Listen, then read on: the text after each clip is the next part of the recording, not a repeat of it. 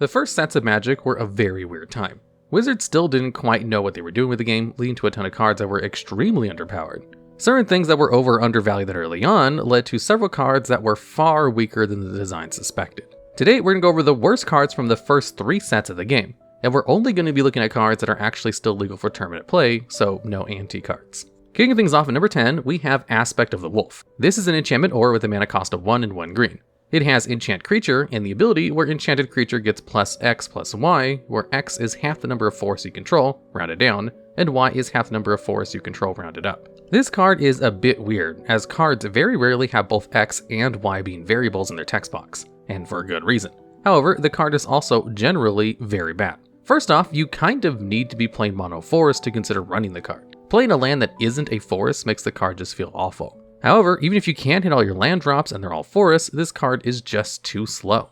It takes 2 forests to give the creature a +1/+1. Having an odd number of forests will give you a toughness boost, but this usually doesn't matter. Pure toughness boosts alone generally aren't very good since they don't create any extra pressure. Secondly, auras are very bad and need to be very strong to see any play. They require another card to even be able to be cast, so they don't do anything on their own, and if they get removed, they're sent to the graveyard automatically. So a single kill spell will be a 2-for-1 for your opponent, on top of likely being a huge tempo swing. Finally, it's just not very impressive as far as auras go. If you want to just make a creature big, cards like Ancestral Mask scale far faster and easier, and even Mask isn't particularly good. Raw stats alone aren't enough to make an aura good. It generally needs to make the creature far better at attacking. They usually need to give some form of evasion on top of a stat boost to be playable. Good auras like Rancor provide both a hefty stat boost and trample for half the mana cost of Aspect of the Wolf. In terms of raw stats, cards like Knight's Pledge just aren't good enough, and Aspect needs 6 forests on the field to be better than that. The card is just far too slow on top of the usual issues with auras. And at number 9, we have Web. This is an enchantment aura with a mana cost of 1 green. It has Enchant Creature and the ability where the enchanted creature gets +0/+2 and has reach, which means it can block creatures with flying as though it had flying. Web has a lot of the same issues that Aspect of the Wolf does, but is even worse. Not only is it an aura, which has traditionally been the worst card type of Magic, it's an aura that's incredibly reactive. There's not really much of a situation where playing Web makes sense. You're definitely not mainboarding it, since it's only really good against flying creatures. Since it doesn't give any power whatsoever, there's no reason to ever use it outside of a defensive context. And if you're sideboarding it, there are just far better options. Using a card like Plummet will far more often actually deal with whatever flying threat you're worried about. Even at the time, cards like Hurricane did a much better job. Web is a card that basically never has a real use, always either outclassed or just entirely unimpactful. And at number 8, we have Castle. This is an enchantment with a mana cost of 3 and 1 white. It has the ability where untapped creatures you control get +0/+2. This is another stat boosting card and one that has basically no real purpose, alongside costing a huge amount of mana. Castle has a similar issue to Web, namely only giving a toughness boost. Glorious Anthem style effects are generally considered good due to being able to increase the amount of damage your creatures can do. Toughness boosts don't do anything proactive. They only protect your board from your opponent's cards. Unlike Web, it doesn't give your creatures reach to make them better blockers. However, the thing that puts Castle above and beyond in terms of bad cards is that it doesn't even help your attackers unless you happen to have Vigilance. As soon as you declare them as attackers, they lose the buff, meaning all Castle does is make them slightly better blockers. Generally, when you're playing creatures, you're playing them to attack your opponent. The ability for creatures to attack is where the majority of creatures get most of their value, so a card that only helps you out when you're not doing that isn't exactly good. Paying 4 mana for this horrible effect is just the cherry on top of this awful card. The only real use is for helping your creatures survive effects like Anger of the Gods, which is a narrow use case that can be filled by so many other cards instead. Castle is basically just always a waste of 4 mana. And at number 7, we have Gaea's Liege. This is an avatar with a mana cost of 3 and 3 green.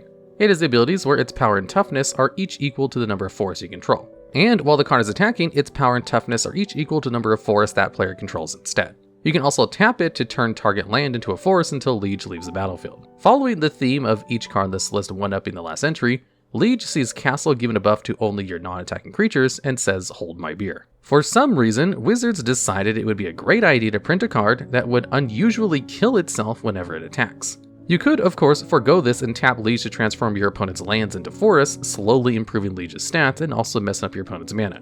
However, even this early on in the game, there were cards that did both of these jobs far better. Ice Storm was a 3-mana sorcery that just pops a land, which allows you to both mess with your opponent's colors and decrease their overall mana at the same time. If you want to beat her, Crawworm is far more effective against most decks.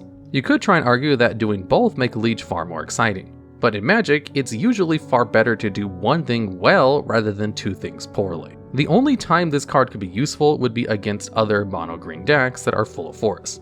However, this is far too narrow of a use case, and nowadays there are cards that can do this far better. It is a bit unfair to compare Liege to a card like a Gaea, as creatures in particular have been power crept a lot since the early days of the game. But even this early on, there were cards that got this right. Nightmare is an early Magic all-star that scales the number of swamps you control and has flying on top of that, and was available in the first sets of the game alongside Liege. Liege is just a very inconsistent creature with far too high of a mana cost to justify even trying to play it. And at number 6, we have Celestial Prism. This is an artifact with a mana cost of 3. It has the ability where you can pay 2 and tap it to add 1 mana of any color. This is some of Magic's earliest and most useless mana fixing. Going down 1 mana to fix your colors is almost never worth it. If you're having to use a card like this to fix your mana, you've probably already lost. Cards like Manalith cost the same amount of mana and actually ramp you in addition to fixing your colors. And Manalith isn't exactly a home run of a card either. You could argue this is a symptom of power creep, but there was tons of good mana ramp in the first set.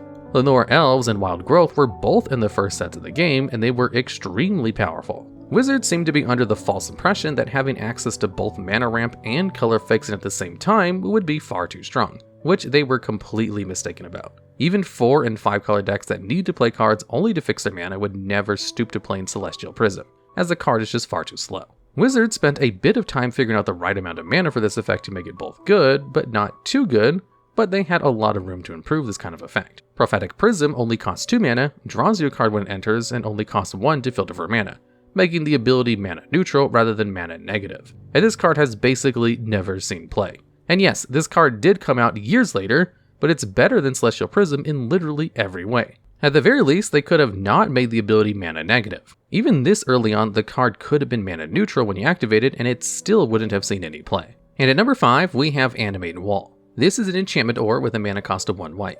It has Enchant Wall and the ability where the enchanted creature can attack as though it didn't have Defender. Defender is a keyword that makes it so the card can't attack. This is a card that, on some level, is a victim of a rules change. Early on in Magic, Walls had the Defender keyword built into the creature type. Now that the rules have been changed to simplify things a bit, there are cards with Defender that can't be targeted by Animate Wall, which does take away some of its utility. However, this really doesn't matter. This sort of Walls Matter card design has basically never been good, and it has taken a lot of work to make the archetype even a little bit playable. First of all, there were only 9 walls in the set, and only one of those was white, giving you very few targets for the card. Of those walls, none of them is even close to worth using with Animate Wall.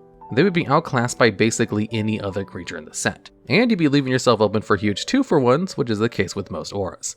However, the worst thing about the card is that unlike future versions of this sort of effect, the card doesn't even have a clause letting the creature hit with its toughness rather than its power. Future versions of the effects, such as Assault Formation and Arcades and Strategist, both let your defenders attack on top of giving them both the ability to hit with their toughness, which is good considering pretty much all walls have far higher toughness than power. This makes this card not only an enabler like Animate Wall, but a huge buff as well. They give you this massive upside of giving all your creatures a huge stat boost in return for playing creatures with such a massive downside. Animate Wall doesn't do any of this, only doing the bare minimum to make a wall an attacker and not giving you any of the payoff. This is a good example of how early Magic seemed to think defenders were a lot better than they actually were, for whatever reason. And at number 4, we have Feedback. This is an enchantment aura with a mana cost of 2 and 1 blue. It has Enchantment and has the ability where at the beginning of the enchant permanent controller's upkeep, it deals 1 damage to that player. This is a member of a small cycle. There were quite a few auras that would deal 1 damage to your opponent each turn, but they had to be attached to a card of the right type. Feedback was the worst of the bunch, mostly since the only way to make it work was to attach it to the least commonly played type at that point in the game. And nowadays, enchantments are still notably the least common card to come across. Wanderlust attaches to a creature, a much more common type to come across, and it's still quite bad. 3 mana to deal 1 damage to your opponent every turn is just far too slow. So now imagine how bad a card that in 90% of games you won't even be able to cast. Even if you want to play some kind of weird blue burn deck, there are far better cards to do the job. Other early cards like Psychic Venom deal 2 damage to an opponent whenever a certain land becomes tapped, and only cost 2 mana. By combining this card with something like Winter Orb and various other mana denial burn cards, you can form a competent, but not exactly good, blue-based mana denial burn deck. Feedback is another card with the problem of relying far too much on what your opponent is doing to be good. However, it doesn't even give you anything resembling a reasonable payoff for that huge downside. And at number 3, we have Purelace. This is an instant with a mana cost of 1 white. It has the effect where target spell or permanent becomes white. This card is a member of a cycle, one for each of the 5 colors of magic, each one costing 1 mana of a color and turning 1 spell or permanent into that same color. Now, there are quite a few cards of Magic that care about the color of cards, even this early on in the game. Cards like Bad Moon give buffs to cards of specific colors, so you could use these cards to take that buff away from one of your opponent's cards, or to make a card black so it gets the buff. However, neither of these use cases are worth the mana and card advantage you give up to make it functional. While there are other cards I can interact with, none of them are really impactful enough to justify running these cards. You could use it to get around the white wards or circles of protections, or to dodge cards like Terror, but there are cards that answer all of these situations far better. The thing that makes cards like Naturalize or Blossoming Defense better is that they're far less narrow, and are able to answer far more cards than these color-changing cards. This effect just barely ever comes up. There's a reason that the only time a color-changing effect has ever been good is when it's stapled to something else, like on Wild Mongrel. Mongrel allows you to discard a card to give a Mongrel +1/+1 and change its color until the end of the turn. Mongrel got a bit of extra play due to being able to dodge cards like Terror, but ultimately what made it good was being able to beef itself up while synergizing with Madness. Color changing just isn't an effect that's worth using a whole card on. And at number 2, we have Farmstead. This is an enchantment ore with a mana cost of 3 white. It has Enchant Land and the ability where at the beginning of your upkeep, you can pay 2 white mana to gain 1 life. Now, this card leaves a lot to be desired, to say the least. Paying 5 mana to gain 1 life is a horrid rate, and it takes a long time for that rate to look any better. Life gain is an infamously bad effect, and no matter how much life Farmstead has given you, your opponent can probably just outtrace the damage through the life gain. Asking for 2 mana every time you want to gain 1 life is almost insulting. The card could literally give you 1 life every turn for free, and it still wouldn't be worth playing. Even infamously bad cards like Healing Salve has way more use and a far better rate than Farmstead. This sort of strategy of gaining more life than your opponent can deal to you has only very rarely seen play. Prism Ring is a 1 mana card that lets you choose a color as it enters the battlefield and gives you 1 life each time you cast a spell of that color. Ring is miles better than Farmstead, able to gain you multiple life a turn and for 1/3 of the mana to get out. Despite all this, Prism Ring barely saw competitive play. It saw play in mono blue control decks that try to draw tons of cards and use mass removal effects like Engulf the Shore to bounce all the creatures repeatedly, all while gaining life off the ring. The only reason this deck was able to work at all was because it had cards like Days Undoing to refill their hand and Rise from the Tides to generate ludicrous amounts of advantage in the late game. So losing all this early card advantage was fine, as long as the deck could live long enough. Farmstead doesn't offer anywhere near enough life to be used in this way, as a way to stabilize in the early games, so it ends up not really having any purpose at all. And at number 1, we have Magical Hack. This is an instant with a mana cost of 1 blue.